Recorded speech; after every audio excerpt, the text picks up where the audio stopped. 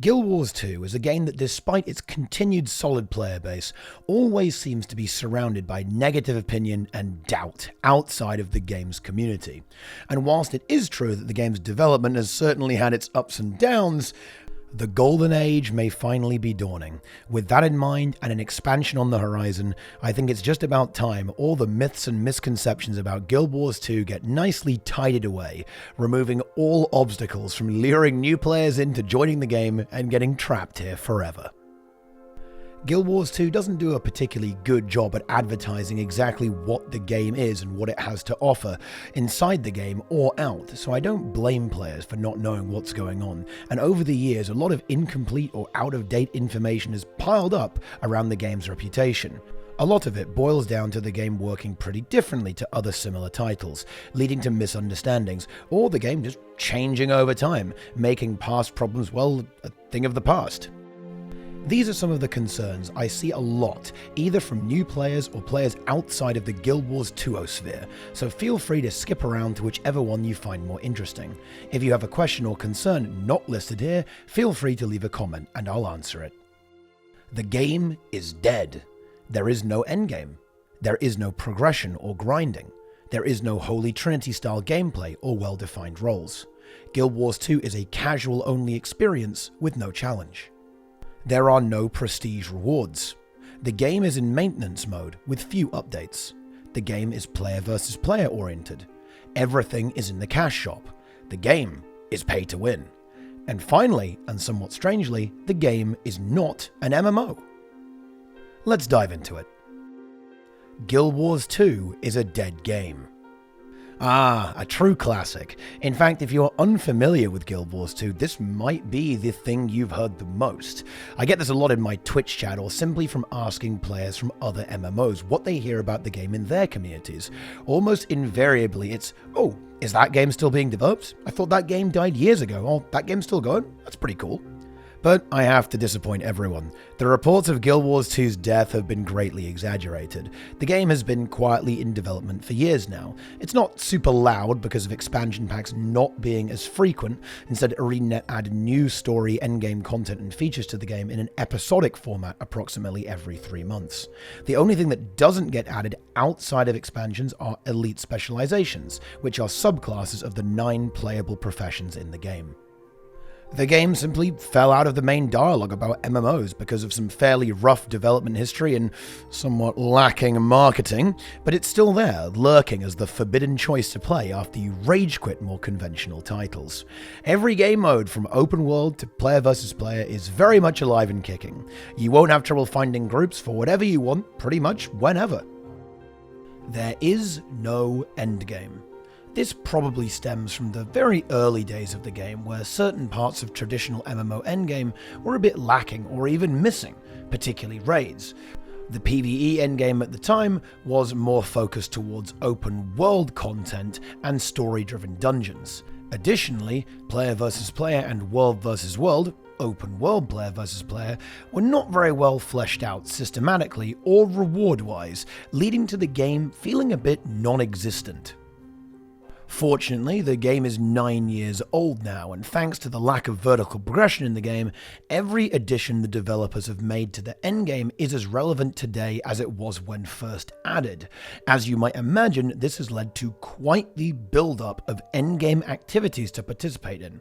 For player versus environment, this includes 20 fractals, which are a replacement for dungeons, including 3 hard modes, 7 raids, containing a total of 23 encounters and 12 hard modes, 7 strike missions, which are easier, more bite-sized raids featuring bosses from the main story, 10 dragon response missions, which are scalable story instances that have a few simple difficulty modes.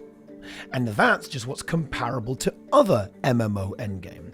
Since the launch of the game, 27 new maps have been added, almost all of which feature world bosses or some other kind of large-scale group activity, and failing that, achievements and collections that will last you a lifetime.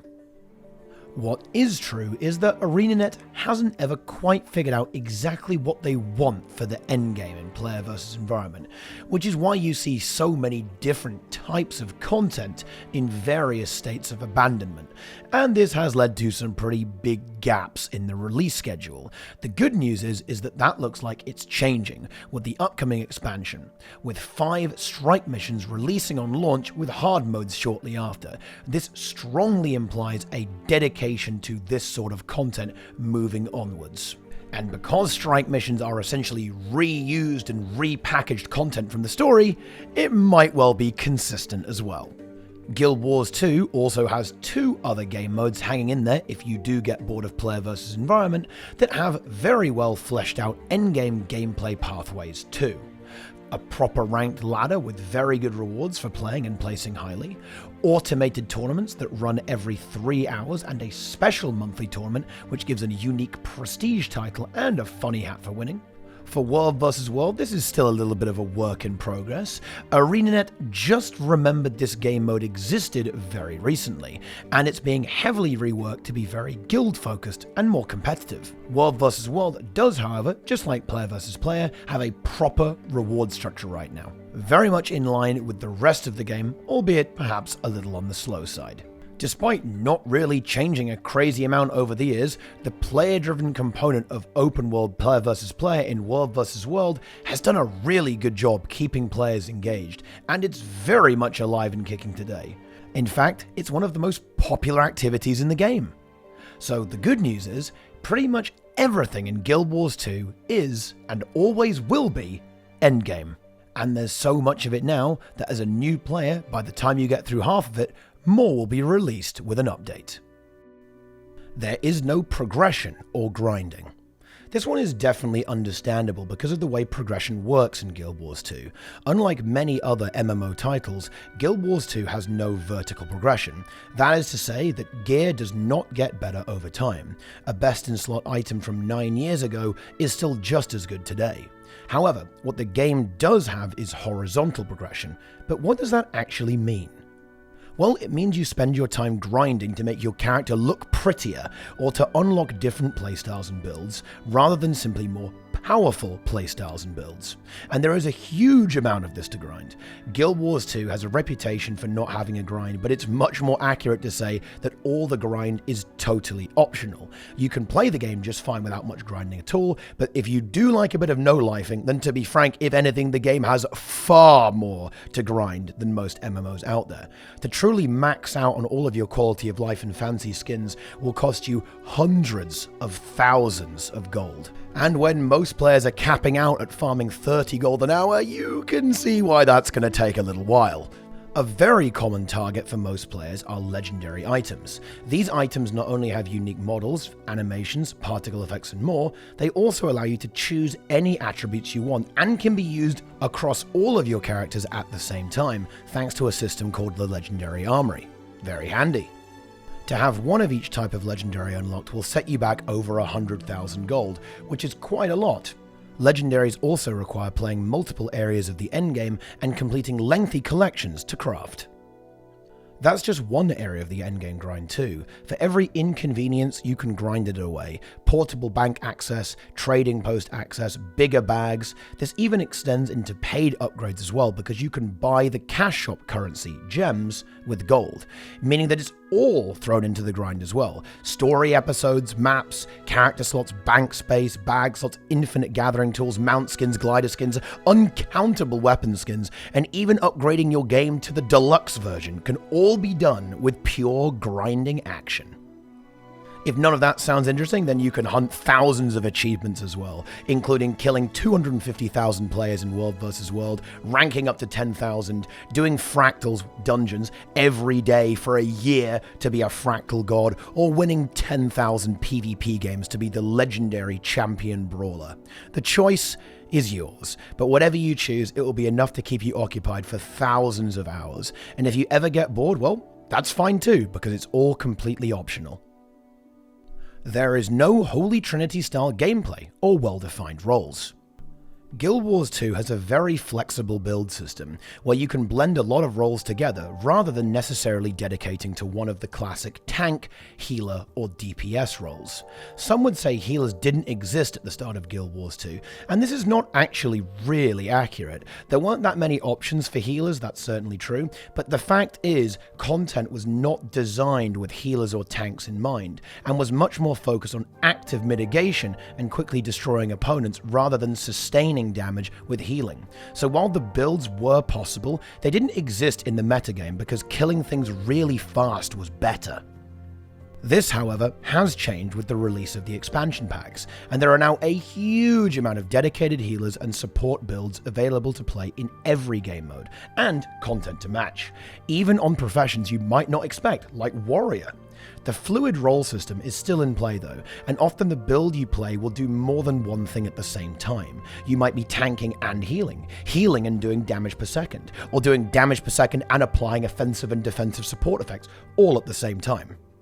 However, and this is the crucial part here, the game gives you a huge amount of freedom in choosing how much of everything you want in your playstyle. If you want to go for a full-on pure defensive support healer, there are options for that. If you fancy a pure glass cannon, the game has that too. And yes, you can be a totally unkillable monster that even the toughest bosses won't break through.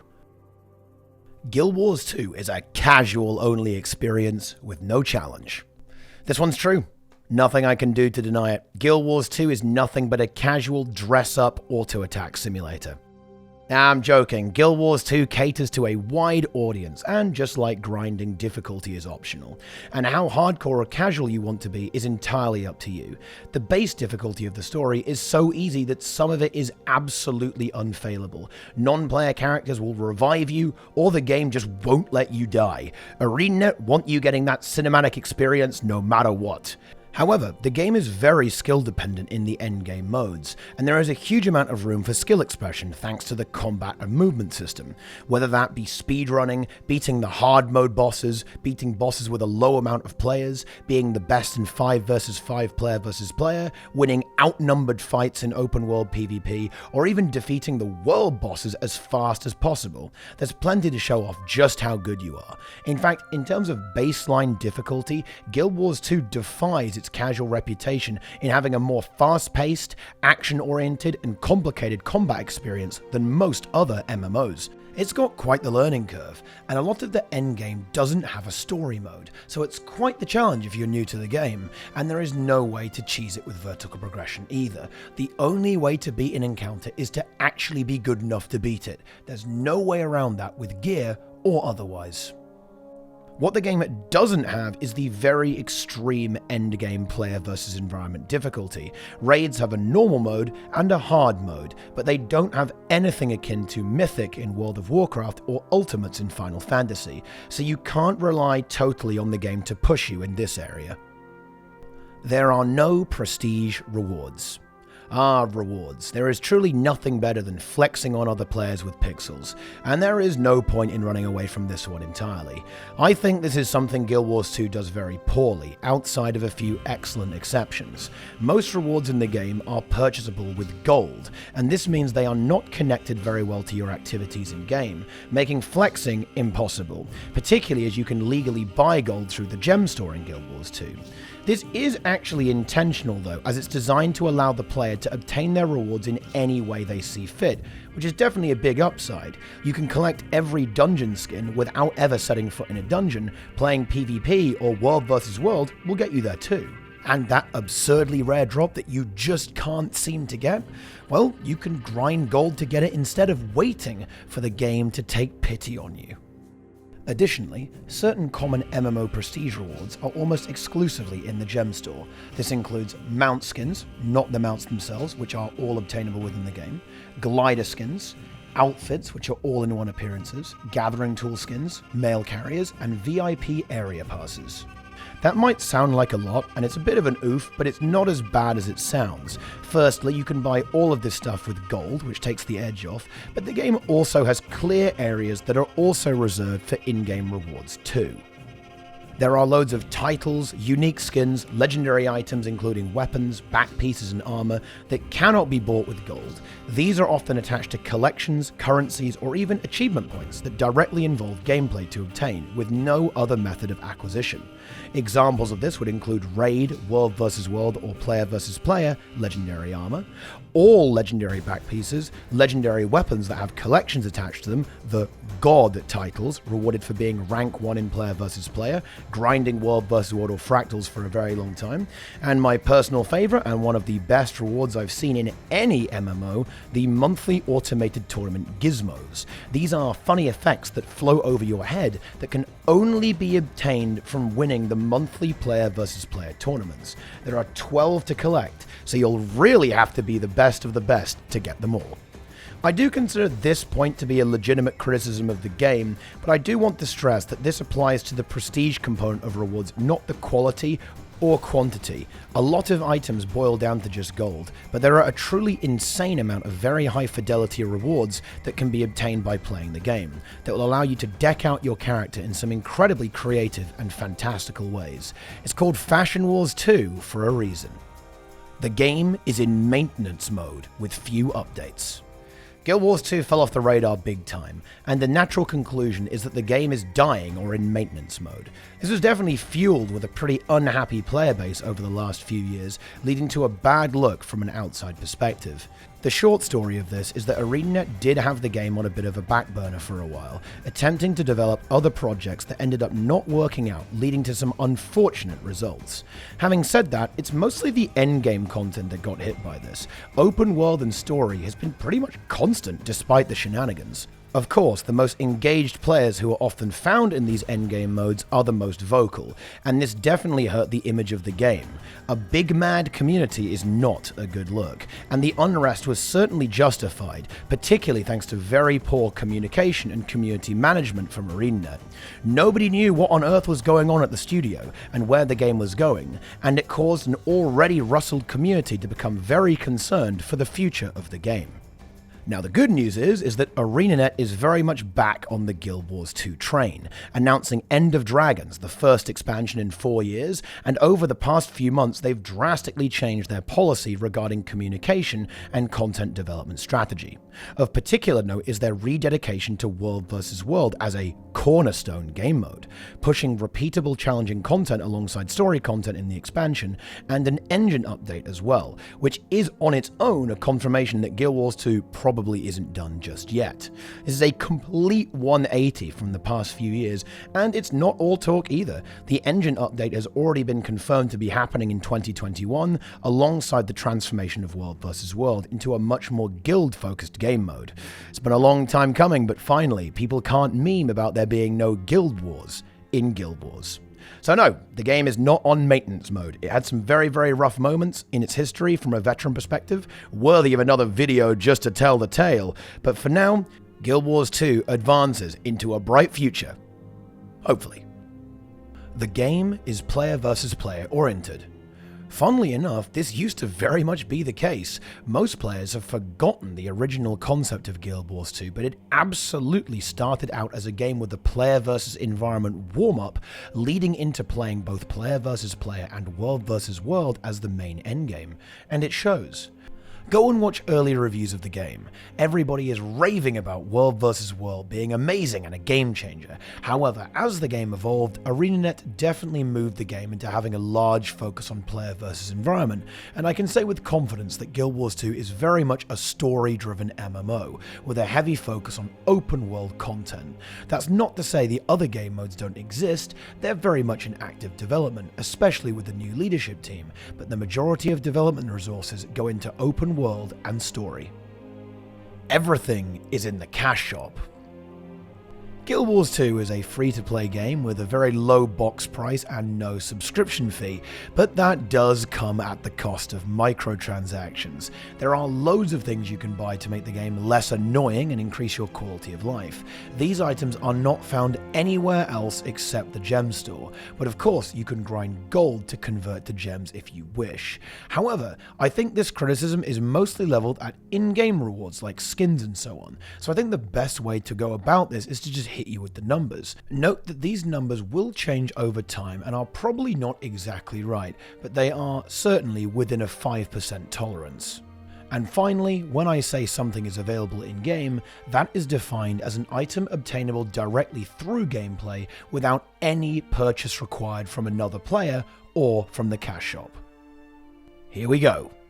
Armor skins, 1,806 in the game, 437 in the store, 80% in-game. Weapon skins, 3,172 in the game, 953 in the gem store, 75% in-game. Quick note on this one though, there are a fair few items that sort of upgrade into other items in the game, so I'd maybe bump this down to 70%. Backpack skins, 215 in-game, 90 in the store, 70% in-game. Special note though that most capes are gem store exclusive, which are a particularly coveted type of skin, so that's worth keeping in mind. Mount skins, 9 in-game, including 8 base skins, 289 in the store, 3% in-game. Outfits, 89 in the store, 6 in the game, 6% in the game. Gathering tool skins, 3 in-game, the base skins, 54 in the store, 5% in-game. Mail carriers, 4 in the game, 12 in the gem store, 25% in the game. Novelties, these are things like chairs, musical instruments, tonics that change your appearance, and so on. 142 in the game, 44 in the gem store, 76% in-game. Finishers. These are animations that play when executing a player in player versus player or world versus world. They are not really in active development anymore, and many are unobtainable. I only included obtainable ones here. Second note, there is a yearly tournament that lets players who place in the top 16 pick any finisher they like, so technically all finishers are obtainable in the game, so bear that in mind. 27 in-game, 30 in the gem store, 47% in-game. Give the game a bit of credit here though because of the tournament. Glider skins, 99 in the store, 3 in-game, 3% in the game. Mini pets, 666 in the game, 118 in the gem store, 85% in-game. And here we have it, the final count. There are around 8,268 unlockables in the game in total. 6,053 are unlocked through direct gameplay, 2,215 are either directly or indirectly from the gem store, for a total split of 73% in-game, 27% in the cash shop. Not bad. What is definitely worth noting is that certain cosmetics, particularly mount skins and gliders, are essentially gem store exclusives, while character items such as armor, weapons, and backpacks are mostly in the game. As you can see, the cash shop in Guild Wars 2 does have a whole bunch of stuff, but there's more in the game than perhaps players give it credit for. This isn't exactly the whole story though. Gem store skins are undeniably often of higher quality than most rewards in the game, in rare cases approaching legendary quality, which can definitely feel pretty bad, particularly when certain skins are locked behind loot boxes called Black Lion chests. I don't like loot boxes at all, and even though Black Lion chests are remarkably fair compared to the industry standard, they still suck, and I won't defend them hardlocking certain items.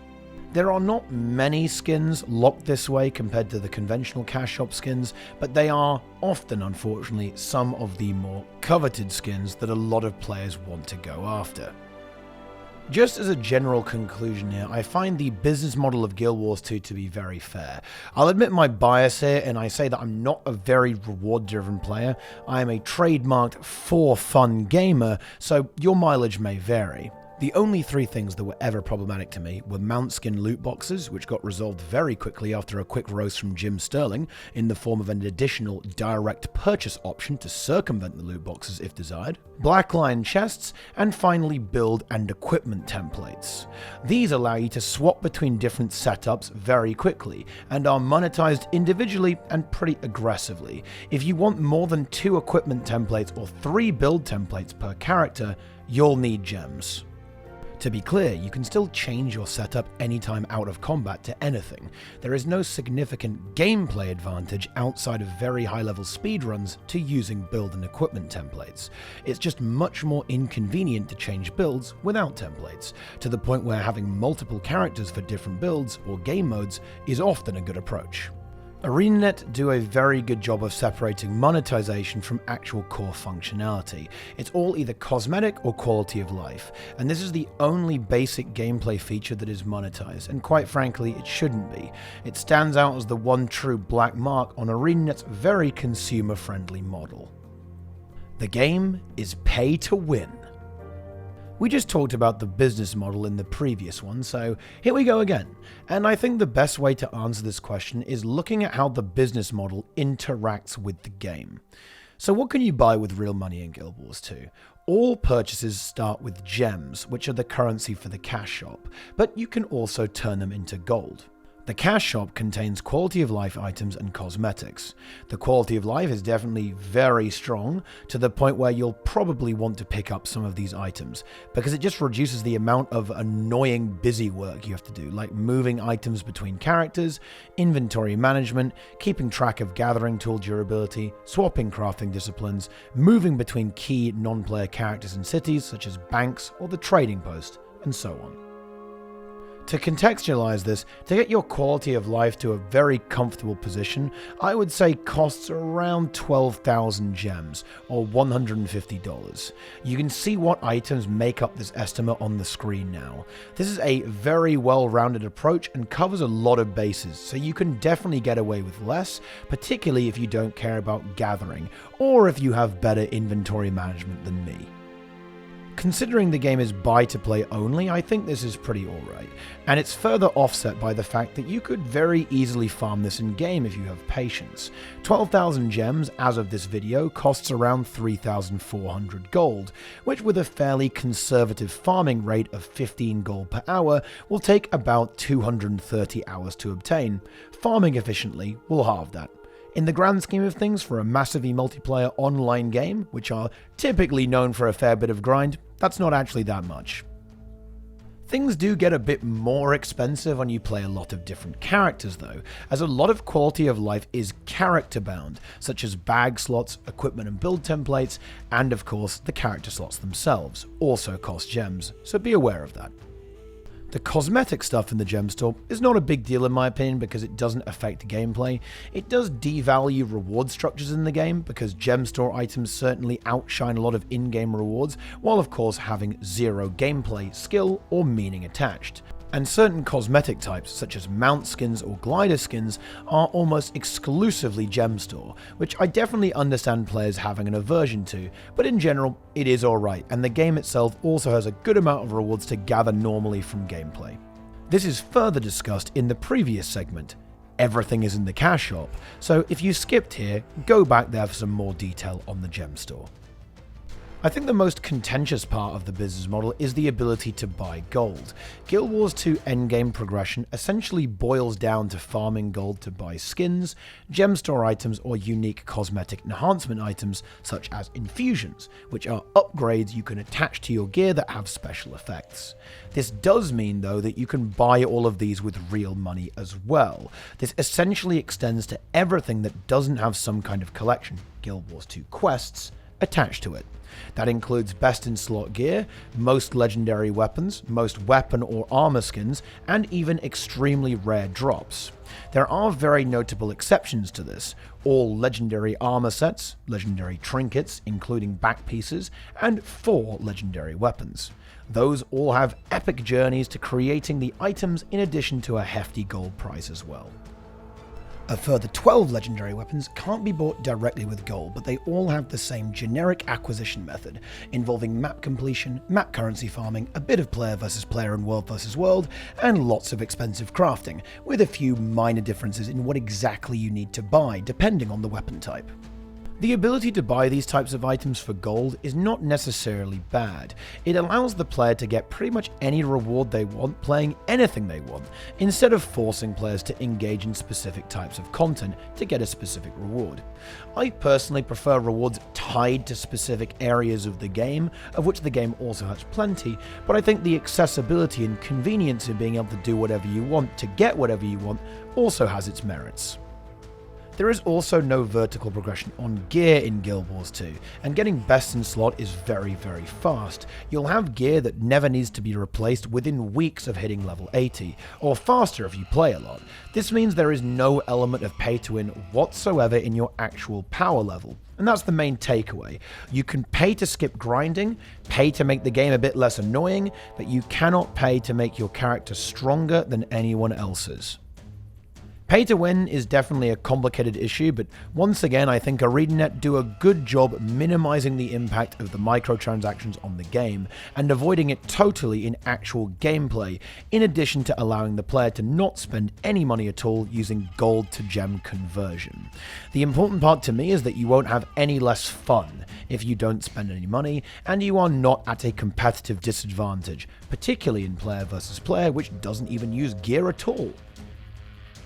The game is not an MMO. The game is definitely an MMO, unless all these guys here are all bots, which is unlikely because they keep feeding into massive area of effect and AFK leeching world bosses. Bots at least tend to actually play. In all seriousness, Guild Wars 2 is a bit different from a pure open world MMO. It's not fully open world, having different maps separated by loading screens and multiple versions of those maps running at the same time. This absolutely does not stop it from being massively multiplayer though. In fact, the open world and world versus world in particular does a better job at being massively multiplayer than pretty much any other modern title, simply because of how many players you'll find concentrated engaging in the same activities. Other MMOs, strangely enough, tend to focus on solo or group content with up to around 20 players. In Guild Wars 2, you'll regularly be alongside over 100. I think a big part of this misconception is actually from Guild Wars 1, which was more of an MMO co-op game hybrid, with almost all content outside of town and city hubs being played in private group instances. But 1 does not equal 2, and time has moved on. Guild Wars 2 may well be one of the most massively multiplayer online games out there today. Well, there you have it. The truth has been revealed about Guild Wars 2. Hopefully that clears up some of the concerns you might have, and contributes to a more healthy and accurate discourse around the game. After 20,000 hours, I can solidly say that it's definitely got something to it. I'm probably live on Twitch right now, so come and ask me stuff. Leave a comment telling me how wrong I am about every point, and subscribe for more. Thanks for watching. I'll see you next time.